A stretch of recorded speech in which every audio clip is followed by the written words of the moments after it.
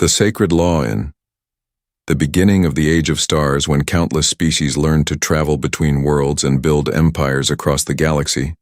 There were many wars and endless conflicts, but one truth stood apart from all others, and it was whispered, first in fear and later carved in law.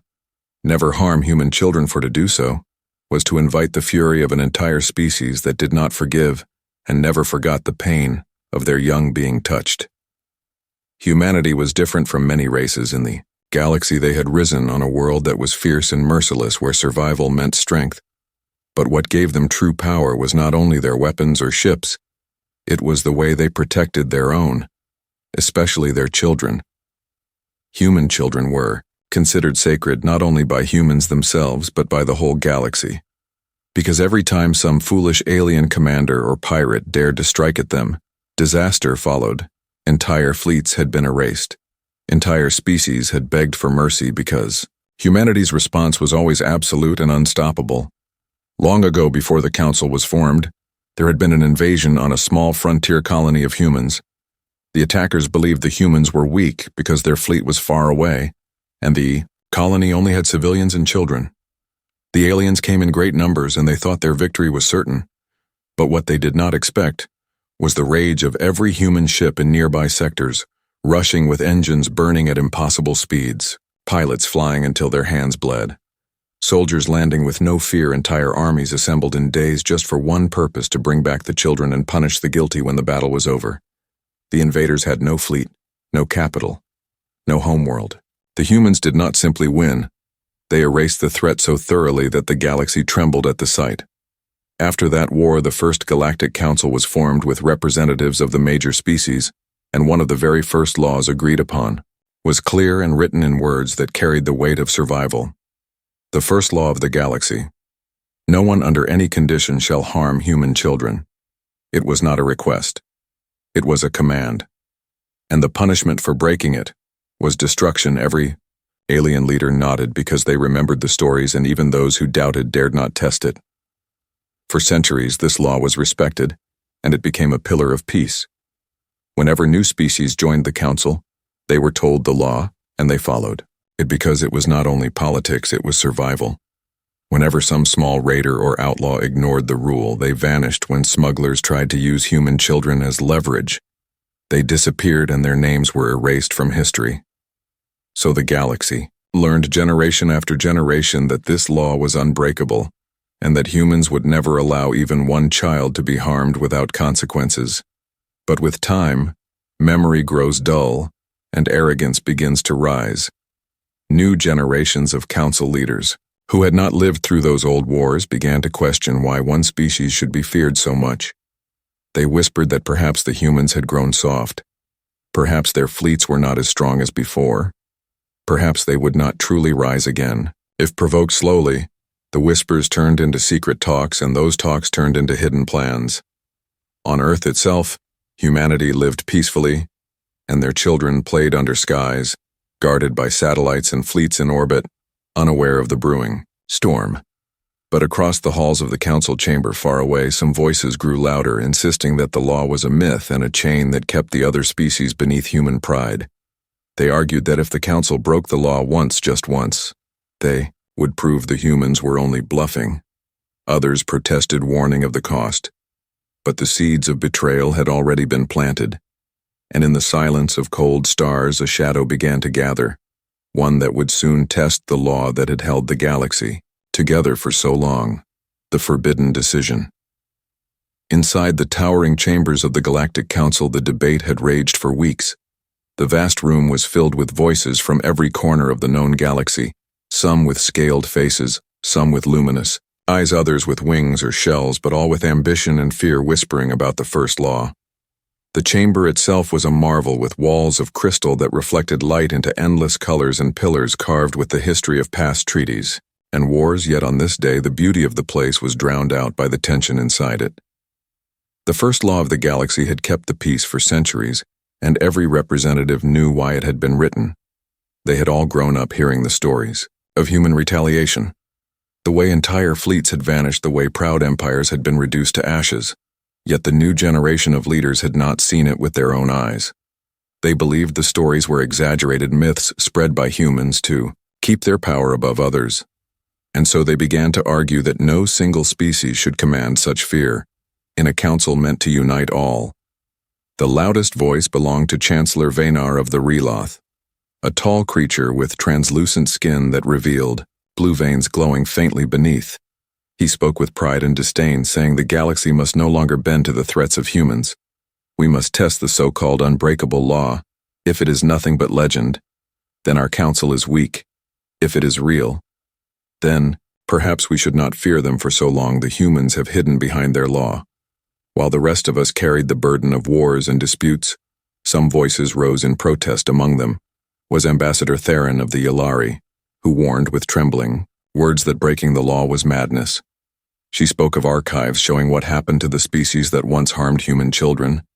She begged the chamber to remember the truth, but her warnings were drowned out by those who hungered for proof, and by those who believed humanity's power had faded. At last a vote was called. The chamber fell silent, as glowing orbs representing each species lit up one by one: green for consent, red for refusal. The majority slowly shifted to green until the U-Boid great circle was awash with approving light when the last orb shone. The decision was clear. The council had chosen to break the first law. Their plan was whispered in shadowed corners. A small group of human children had been identified on a distant frontier colony they were unguarded for. The colony was peaceful and far from the core worlds. It would be easy to take them. The attack would be disguised as the work of raiders, and if humans reacted weakly, it would prove to the galaxy that the old stories were hollow. Only a few within the council chamber spoke against it, and even fewer had the courage to leave their posts to resist for fear of being marked as enemies of the majority. When the vote ended, Chancellor Vanar stood tall, his voice echoing through the chamber. Let history remember this day, the day the council broke its chains and showed that humans are no longer to be feared. He received applause from many, though their hands and wings trembled even as they clapped, for deep inside every species carried memories written in blood of what it meant to provoke humans. Still, the council's pride was stronger than their wisdom. That very night, fleets were ordered in secret, masked under the insignia of outlaw clan ships that carried cloaking devices and weapons designed for precision. Their target was not a fortress, not a fleet, not a city of soldiers, but a school where human children learned and played under the care of teachers and guardians. The attackers believed it would be simple, swift, and unnoticed on the colony. The children laughed and ran through fields beneath twin suns, unaware of the shadow closing in.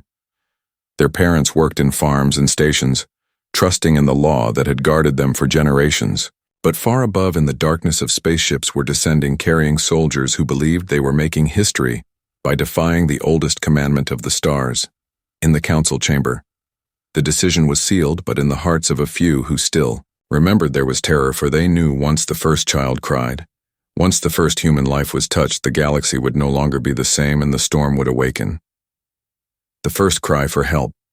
The colony of New Dawn lay quiet under the light of its twin suns. It was a place of peace, far from the wars and struggles of the inner worlds. Families had chosen this place because it was safe, and because it carried the blessing of the first law. Here children played in open fields, their laughter echoing through the valleys, and teachers told stories of stars and exploration, never needing to warn about war or raiders, because the law promised their safety. The people believed that no power in the galaxy would ever dare touch them. But in the black sky above, the colony shadows moved. Cloaked ships slid through orbit, silent and unseen, their crews nervous and tense. For even though they carried weapons and orders from the highest council chambers, they knew the weight of what they were about to do. Many whispered among themselves that this was a curse. But orders were orders, and ambition had pushed their leaders to test the forbidden. As the sun set, the raiders descended their ships disguised with stolen insignias so that the blame would fall upon outlaw clans. Plasma cannons struck the colony's defenses, shattering them in moments.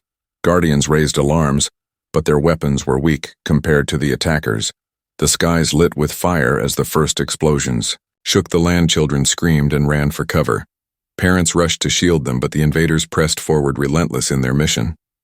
Among the chaos, a young girl named Alara, only 8 years old, was pulled from the wreckage of a school. Her teacher fell shielding her, and with her last strength whispered, "Run," before the fire consumed the room. Ilara stumbled out clutching a small communicator, and with trembling fingers, she activated it. The message carried her voice broken with sobs through the void of space. Please help us, they are taking the children. Please somebody. The signal was faint, but it traveled farther than anyone expected. It reached a listening post, hidden on a barren moon where human scouts monitored deep space for signs of trouble. At first, the operators thought it was nothing but static until the voice of the child broke through and silence fell over the station. Grown soldiers sat frozen as they heard the words of fear from one of their own young. The first law had been broken, and they knew what it meant. The message was rushed to Earth faster than light through priority channels across the network of human colonies and fleets. Every captain, every general, and every parent who heard it felt the same chill, for the galaxy had crossed a line that no one was meant to cross: the halls of Earth's defense. Command shook with activity. Alarms were raised. Ships that had slept in orbital docks for decades were suddenly alive with engines roaring. Old captains returned to duty, and young recruits stood ready, knowing that this war would not be like any other. Back on New Dawn, the raiders rounded up children, dragging them into transports, while parents fought with bare hands to resist some invaders, hesitated, their hearts filled with unease as they looked into the frightened eyes of human children. For they remembered stories their grandparents had told about what happened when humans were angered. But still, the mission pressed forward, and the children were taken, their cries echoing in the night. News spread quickly beyond the human networks. Whispers in alien markets and ports spoke of the unthinkable. The Council had dared to break the first law. Some species trembled, others scoffed, believing the humans would remain quiet. But those who had lived long enough, those who had seen the past, began to prepare for what was coming. They warned their leaders, they packed their ships, and they prayed because they knew what would follow. On Earth, when the first footage arrived of children being taken, humanity changed in a single breath. Grief turned to rage. Sorrow turned to fire. Every leader stood together in unity, as they had not done in centuries. There was no debate, no hesitation. Only the command to rise. The first law had been broken, and the punishment would come swift and merciless. And somewhere in the depths of space, in shipyards hidden and forgotten for generations, massive war machines stirred, their hulls dark and scarred. From old battles engines powering once more, the galaxy had thought them silent relics, but they were not gone. They were waiting, and now they had awakened, for the cry of a single child had reached them, and humanity would never ignore it. The awakening of wrath. When the cry of the children reached Earth, the response was not measured or cautious, it was immediate and absolute. The halls of command filled with generals and admirals, men and women who had sworn oaths long ago, and some who had left service behind. Yet none of them hesitated, for this was not about politics or strategy. This was about the breaking of the first law, the one commandment that bound the galaxy together. Humanity gathered in unity, their voices one as they declared that vengeance would come. The shipyards around Earth and Mars, which had been silent for years now, thundered with life. Ancient battle cruisers that had slumbered in orbit lit their engines once again, their steel hulls glowing with heat as reactors. Roared to life. Fleets that had been thought retired were brought forward, patched and armed by hands that moved with desperate speed and passion. In hidden reserves, secret projects long buried by governments were revealed.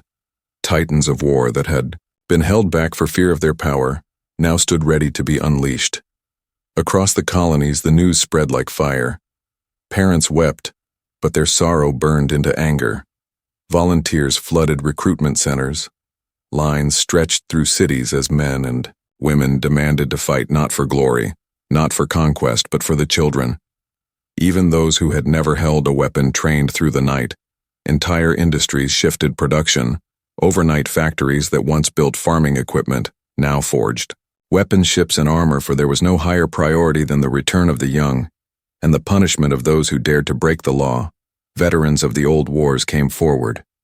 Scarred soldiers and pilots with eyes hardened by battles long past. They spoke of what happened the last time the law had been tested, and their words filled the young with resolve. Among them was Admiral Kieran, a man whose name had once been feared across the stars. He had retired to silence. But when the message of the girl reached him, he returned to command, his voice steady and his eyes burning with the fire of wrath. He swore to lead the fleets until every child was safe, or every star in the council burned. Alien species who were allied with humans watched The awakening with awe and fear. Some remembered what it had been like to stand beside humanity in battle. They knew that when humans rose in anger, they did not stop halfway. They did not seek compromise. They sought justice, pure and unrelenting. Whispers filled the stations and marketplaces that the old power had returned, that the sleeping giant had awakened, and those who doubted the law now saw its meaning written in steel and fire. Meanwhile, on the colony of New Dawn, where the children had been taken, the survivors gathered in broken shelters. Their eyes filled with sorrow and rage, they sent messages begging for help. But they already knew in their hearts that humanity was coming. They had seen the anger of their kin before, and they knew it would come again. They held on through the night, whispering to the young that the stars themselves would soon roar with the engines of salvation. In the council chambers, fear began to spread, though many tried to mask it with pride. Chancellor Vaynor still raised his voice, insisting that humans would not dare risk war against the entire galaxy. But his words no longer carried certainty. His hands trembled when he read the reports of human fleets mobilizing faster than anyone thought. Possible intelligence agents whispered of hidden arsenals and fleets 3 times larger than expected. Yet he silenced them and demanded that the council hold strong. But deep down in the hearts of even the proudest species there was dread, for they remembered the old stories, the fleets that moved like storms, the soldiers who fought like predators.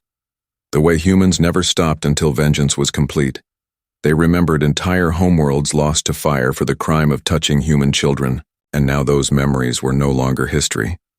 They were about to become reality once more. In every human city, people lit candles for the children, their prayers turning into chants of unity, songs of vengeance carried through streets, while above them warships broke through the clouds, their engines painting the sky with fire. It was not just the military that prepared, it was an entire civilization rising as one. The galaxy had seen humanity's strength in pieces before, but now it was about to see the full force of a people united by rage and grief, and nothing would stand in their way. The shattering retaliation. The silence of the stars broke when the first human fleets left orbit. They did not sneak. They did not hide. Their engines burned so bright that entire sectors could see their approach. It was not a strike meant to scare. It was a declaration of war. The humans moved like a storm, unleashed with precision and fury. Their ships, older than many of the council fleets, yet rebuilt with weapons that had been refined for generations and powered by reactors designed to burn without rest. At the front of the fleet was the dreadnought Iron Will, a vessel thought to have been decommissioned decades ago. Its black hull scarred with the marks of ancient wars, its guns silent for too long now.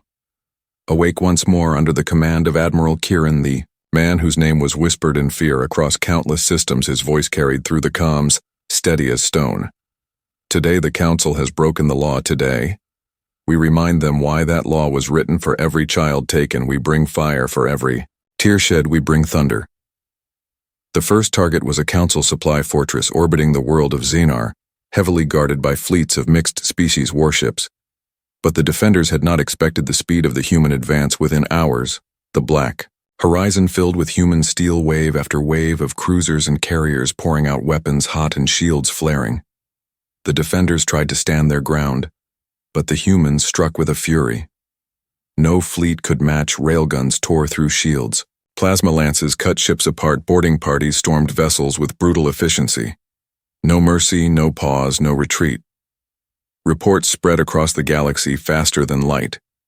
Entire fleets shattered in minutes. Entire garrisons erased as if they had never been there. Alien mercenaries hired to fight against the humans surrendered in droves, dropping their weapons and kneeling before soldiers who stared at them with cold, unforgiving eyes. Even pirates who had been paid to feign attacks now turned against their council masters, knowing that standing with humans was the only way to survive. On New Dawn, the captured children sat in dark holds aboard raider ships, their small voices whispering to each other, afraid but clinging to hope. Then through the metal walls they heard the thunder of weapons, the screams of alien crews, the echo of explosions, and suddenly light poured into the hold as human marines broke down the doors, their armor glowing with fire, their voices steady. "We are here, you are safe now." The children cried out in relief as they were lifted into strong arms, carried back into the light. Across the council chamber, panic spread. Chancellor Vaynard demanded reports, but every message was the same: human fleets advancing faster than expected, strongholds falling, entire sectors destabilized. The Chancellor's proud words from before now rang hollow, his counselors whispering among themselves, some demanding surrender, others insisting they stand strong. But fear was already spreading through their ranks. The unshakable myth of humanity had become living truth before their eyes. Alien civilians across the galaxy watched the destruction unfold.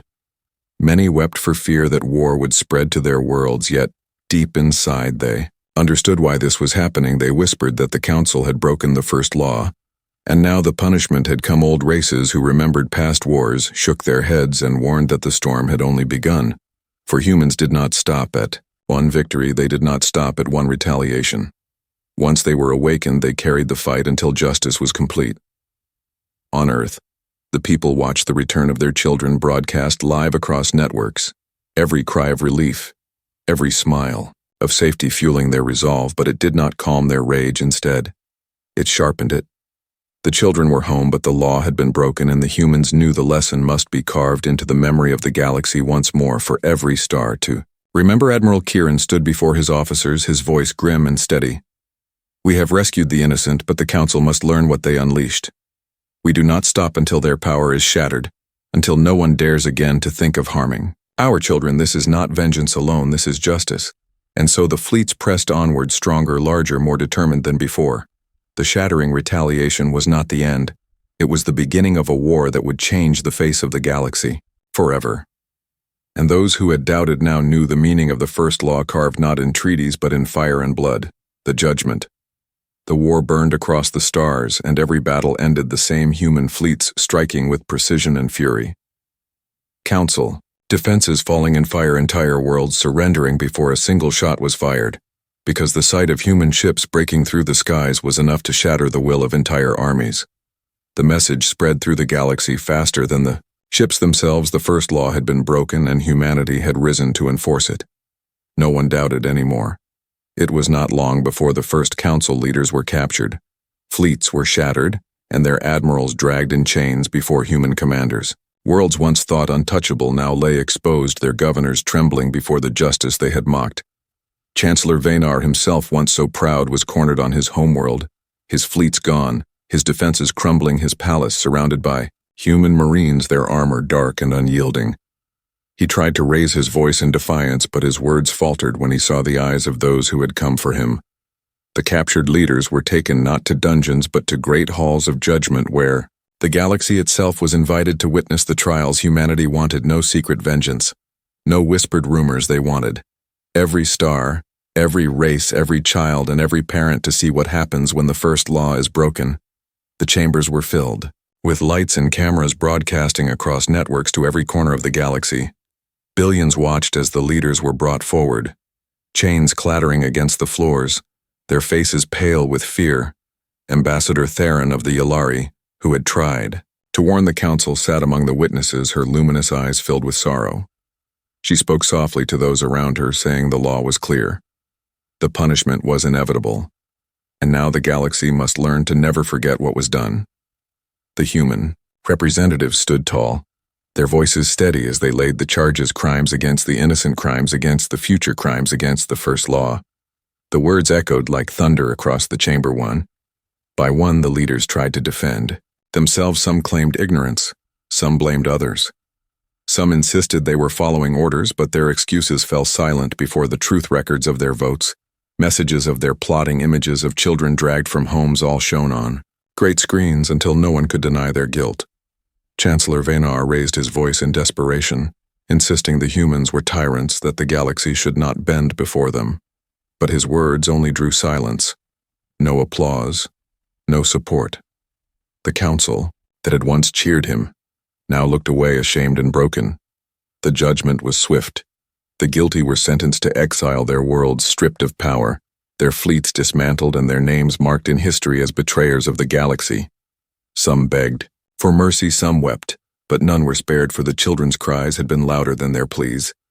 Humanity's justice was final, and it was not only vengeance. It was a warning carved into the memory of every witness. Across the stars, alien citizens who had feared humanity now felt something else: respect and understanding. Many spoke to their young of what they had seen, reminding them why the first law must never be touched again. Markets quieted, ports fell silent, entire planets lit candles, in remembrance of the children taken and returned, for they knew the war was not only about humanity, it was about the safety of all. It was about the rule that protected the most innocent in a galaxy of endless conflict. On Earth, the returned children were carried through streets lined with millions, their faces lit with joy and sorrow. Parents wept as they embraced them, but even in their happiness, there was steel in their voices. They demanded that the law be reforged stronger than ever, so that no one would ever dare again.